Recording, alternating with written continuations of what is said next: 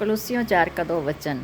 निरंतर प्रार्थना में लगे रहो, हर बात पे धन्यवाद दो, क्योंकि तुम्हारे लिए मसीह में परमेश्वर की यही इच्छा है।